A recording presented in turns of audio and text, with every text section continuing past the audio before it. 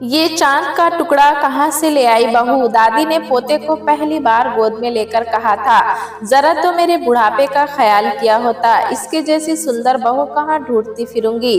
College तक पहुँचते पहुँचते दादी के ये शब्द मधुप को हजारों बार सुनने के कारण याद हो गए थे और वो अपने को रूप रंग में अद्वितीय समझने लगा था। पापा का ये कहना कि सुंदर और स्मार्ट लगने से कुछ नहीं होगा, तुम्हें पढ़ाई खेल कूद में भी होशियारी दिखानी होगी, काम पर गया था और अब वो एक तरह से ऑलराउंडर भी बन चुका था और अपने पर मर मिटने को तैयार लड़कियों में उसे कोई अपने लायक ही नहीं लगती थी।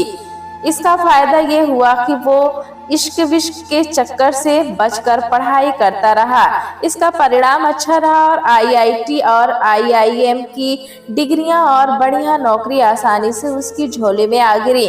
लेकिन असली मुसीबत अब शुरू हुई थी। शादी पारिवारिक, सामाजिक और शारीरिक जरूरत बन गई थी, लेकिन ना खुद को और ना ही घर वालों को कोई लड़की पसंद आ रही थी।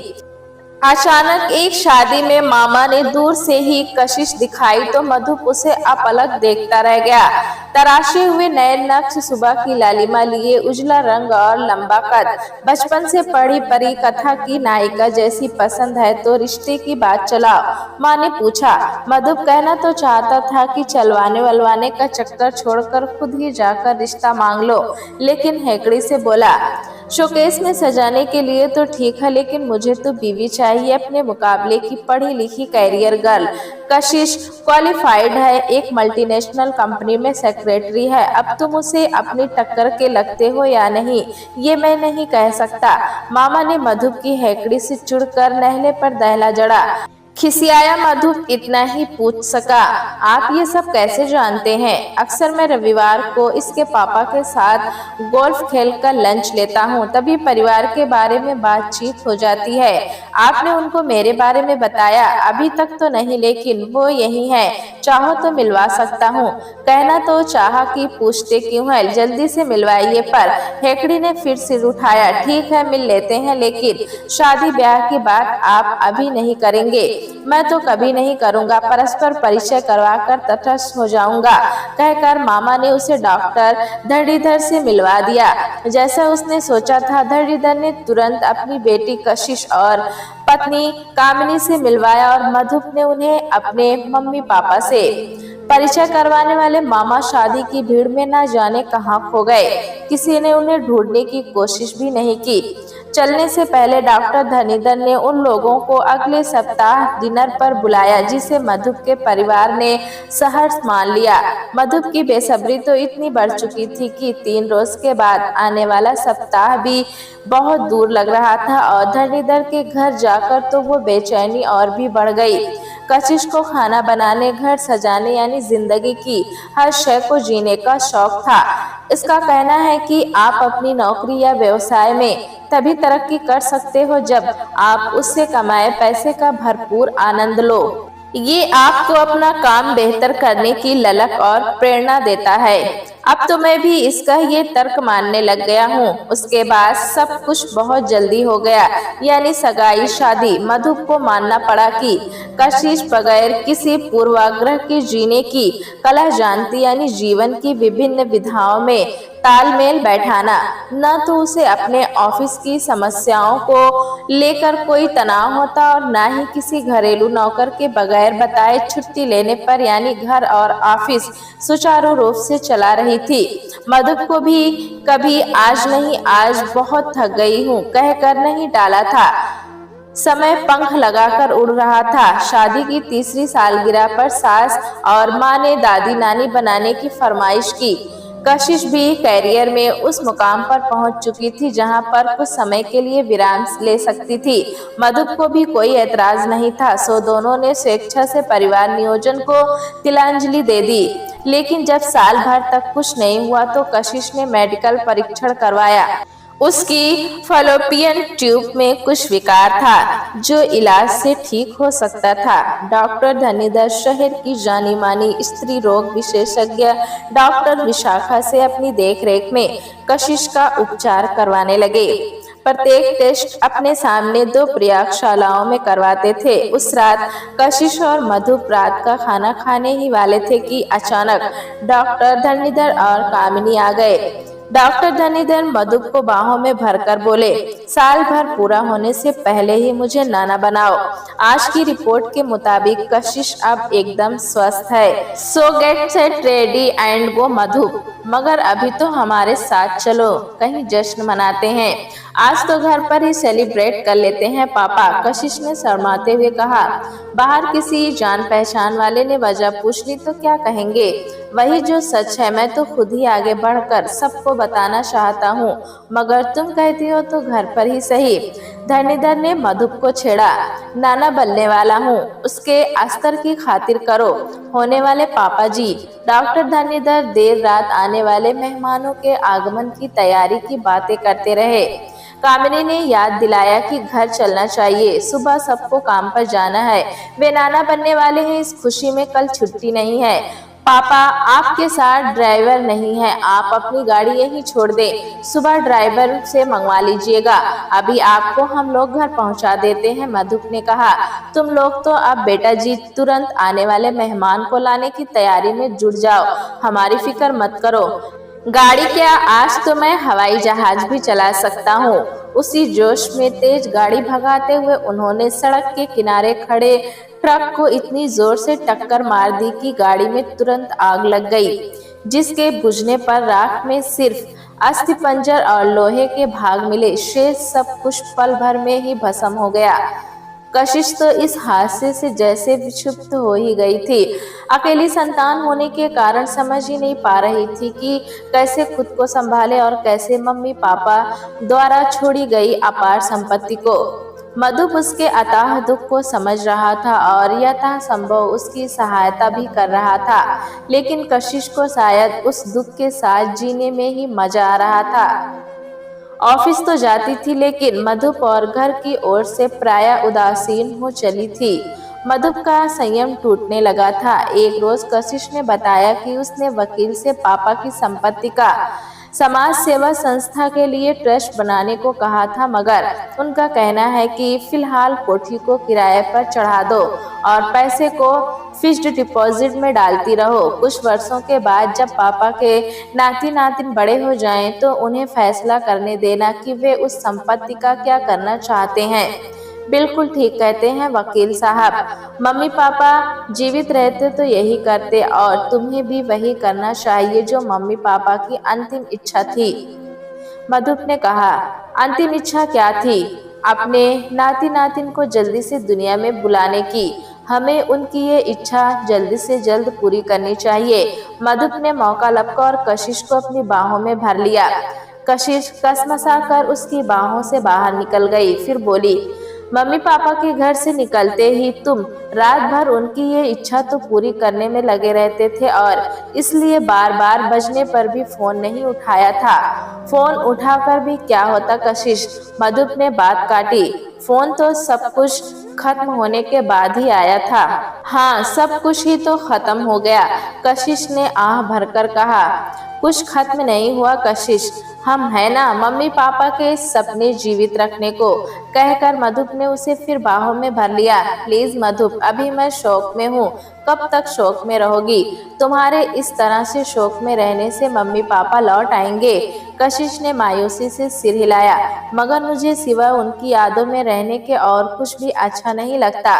मगर मुझे ब्रह्मचारी बनकर रहना अच्छा नहीं लग रहा। अपनी पुरानी जिंदगी के साथ ही मुझे अब बच्चा भी चाहिए, मधु ने आजीजी से कहा ना, मैं अभी उस मनोस्थिति में नहीं हूँ। मनोस्थिति बनाना अपने हाथ में होता है कशिश। मैं अब बच्चे के लिए ज्यादा इंतजार नहीं करना चाहता। औलाद सही उम्र में होनी चाहिए ताकि अपनी सेवानिवृत्ति से पहले आप अपने बच्चों को जीवन में व्यवस्थित कर सके, मधु ने समझाने के स्वर में कहा। उफ, तो आप भी सोचने लगे हैं और वो भी बहुत दूर की, कशिश व्यंग से बोली। मधु तिलमिला उठा। कशिश समझती क्या है अपने आप को? बजाय इसके कि उसके संयम और सहयोग की सराहना करे, कशिश उसका मजाक उड़ा रही है। बहुत हो गया, अब कशिश को उसकी औकात बतानी ही पड़ेगी। बेहतर रहेगा तुम भी ऐसा ही सोचने लगो। मधुप ने भी उसी अंदाज में कहा, अगर ना सोचूं तो मुझे मजबूरन तुम्हें तलाक देकर औलाद के लिए दूसरी शादी करनी होगी। बहुत इंतजार कर लिया, अब मैं और मेरे माता पिता बच्चे के लिए और इंतजार नहीं कर सकते। कशिश फिर व्यंग से हंस पड़ी। यही वजह तलाक के लिए काफी नहीं होगी, जानता हूँ, और उंगली टेढ़ी करनी भी। तुम्हें चरित्रहीन साबित करके आसानी से तलाक ले सकता हूँ। फर्जी गवाह या फोटो तो 1000 मिलते हैं, तुम्हें तो उनकी तलाश भी नहीं करनी पड़ेगी। मेरी तरक्की से जले भुने बहुत लोग हैं, तुम जो चाहोगे उससे भी ज्यादा मुफ्त में कह देंगे। कशिश के कहने के ढंग से मधु भी हंस पड़ा। तलाक की बात कशिश को बुरी तो बहुत लगी थी, लेकिन इस समय वो बात को बढ़ाकर एक और समस्या खड़ी नहीं करना चाहती थी, सो उसने बड़ी सफाई से बात बदल दी। फोटो के जिक्र पर याद आया, मधु, आज के अखबार में तुमने सुशील का फोटो देखा? हाँ, और उसे प्रेस 3 पर आने के लिए बधाई भी दे दी। मधु हंसा, कब से हाथ पैर मार रहा था इसके लिए। बात आई गई हो गई। 3-4 रोज के बाद कशिश अपनी अलमारी में कुछ ढूंढ रही थी कि सैनिटरी नैपकिन के पैकेट पर नजर पड़ते ही वो चौंक पड़ी। 2 महीने से ज्यादा हो गए उसने उनका इस्तेमाल ही नहीं किया। इसकी वजह अवसाद भी हो सकती है, मगर क्या पता खुशी दरवाजे पर दस्तक दे रही हो। उसने तुरंत डॉक्टर विशाखा को फोन किया। कुछ काम निपटाकर वो डॉक्टर विशाखा के पास जाने को निकल ही रही थी कि कोरियर से जाने माने वकील अर्देशी द्वारा भिजवाया गया मधुप का तलाक का नोटिस मिला।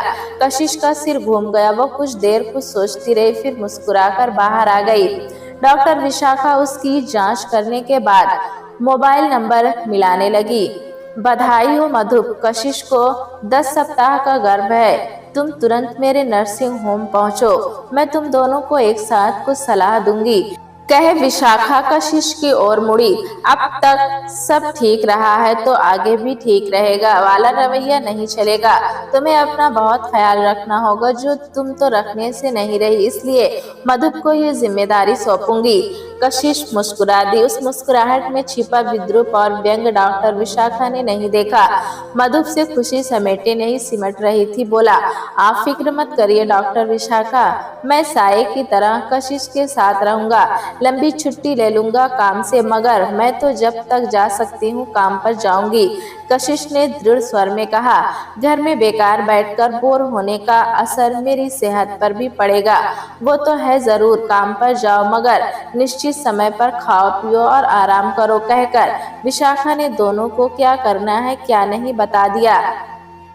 हम दोनों लंच के लिए घर आया करेंगे, फिर आराम करने के बाद कुछ देर के बाद जरूरी हुआ तो ऑफिस जाएंगे, फिर रात के खाने के बाद नियमित टहलने।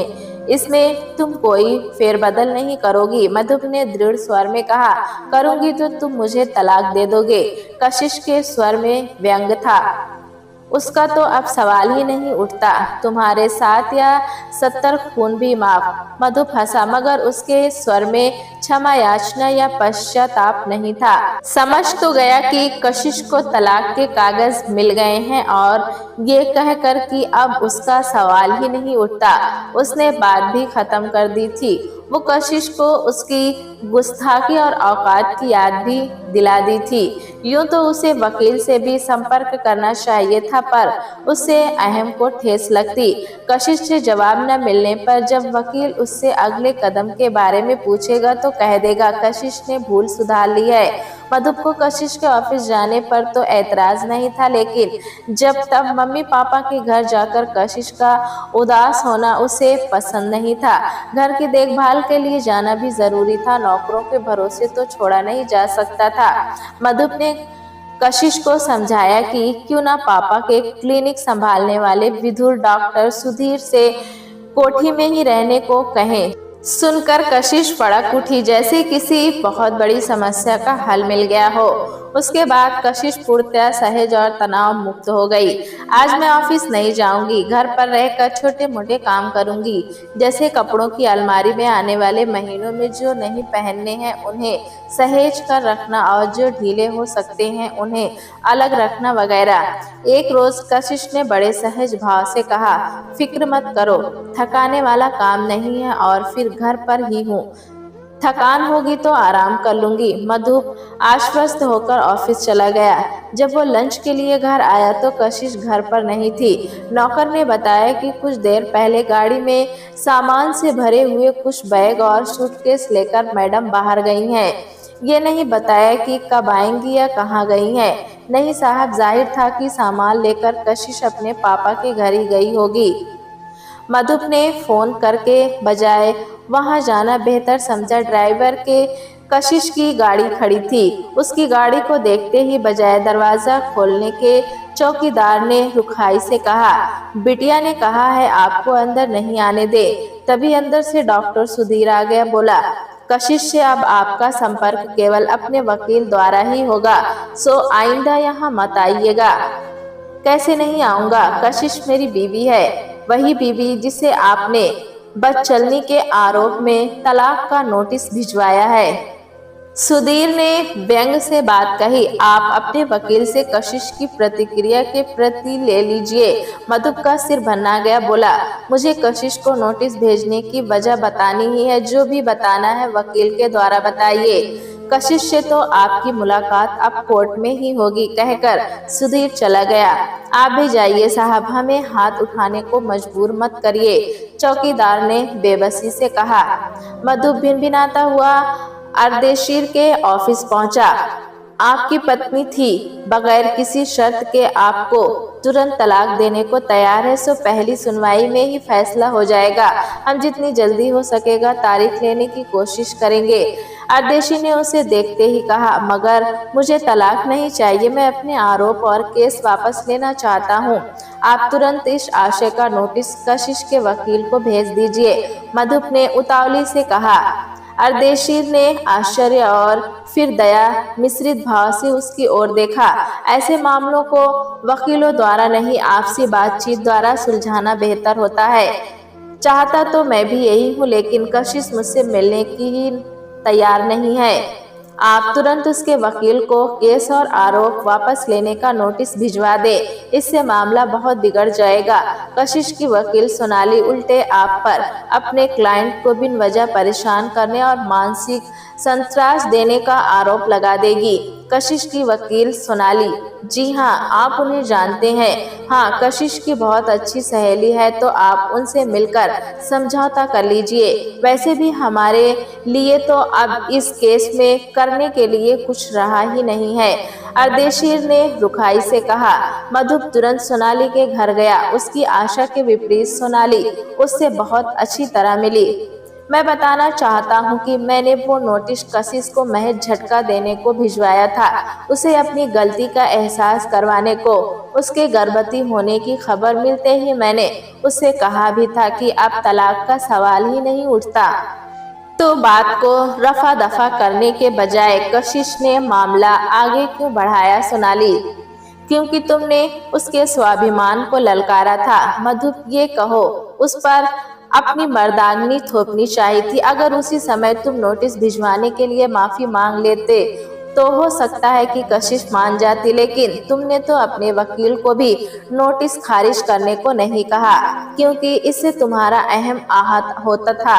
मानती हूँ सर्वसाधारण से हटकर हो तुम, लेकिन कशिश भी तुमसे 19 नहीं है, शायद 21 ही होगी।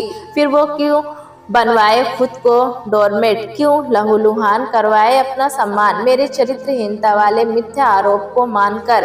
क्या वो खुद ही खुद पर कीचड़ नहीं उछाल रही?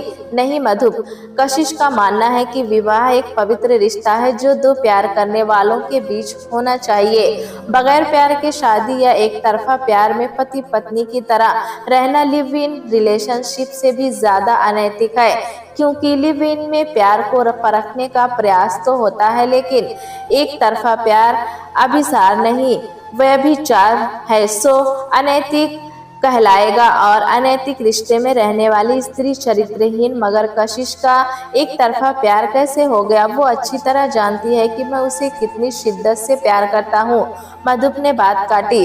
कशिश का कहना है कि तुम सिर्फ खुद से और खुद की उपलब्धियों से प्यार करते हो। कशिश जैसी ब्रेन विद ब्यूटी कहलाने वाली बीवी भी एक उपलब्धि ही तो थी तुम्हारे लिए। अगर तुम्हें उससे वाकई में प्यार होता तो तुम उसके लिए चरित्रहीन जैसा घिनौना शब्द इस्तेमाल ही नहीं करते। वो तो मैंने कशिश के उकसाने पर ही किया था। खैर, अब बोलो आगे करना क्या है, या तुम क्या कर सकती हो बगैर तुम्हारे आरोप की धज्जियां उड़ाए या तुम्हारे वकील को कशिश के चरित्र पर कीचड़ उछालने का मौका दिए। आपसी समझौते से तलाक दिलवा सकती हूँ, मगर मैं तलाक नहीं चाहता सोनाली। कशिश चाहती है और मैं कशिश की वकील हूँ। सोनाली ने सपाट स्वर में कहा। वही करूँगी जो वो चाहती है। तो तलाक करवा दो, मगर इस शर्त पर कि मुझे अपने बच्चे को देखने का हक होगा। चरित्रहीन का आरोप लगाने के बाद तुम किस मुंह से ये शर्त रख सकते हो मधुप? बच्चे के लिए ये तलाक हो जाने के बाद या तो तुम दूसरी शादी कर लेना या अपनी उपलब्धियां अथवा घमंड को पालते रहना बच्चे की तरह, कहकर सोनाली व्यंग से हंस पड़ी। सलाह के लिए शुक्रिया। घमंडी मधुप इतना ही कह सका, पर उसे लग रहा था कि उसके पैरों में अभी जंजीरें पड़ी हैं। चांद का टुकड़ा तो वो था, पर चांद का जिस पर न कोई जीवन है, न हवा न पानी, बस उबड़ खाबड़ गड्ढे हैं। प्यारे दोस्तों, कहानी कैसी लगी हमें कमेंट में ज़रूर बताएं। चैनल पे नए हैं तो एक लाइक और सब्सक्राइब करना ना भूलें।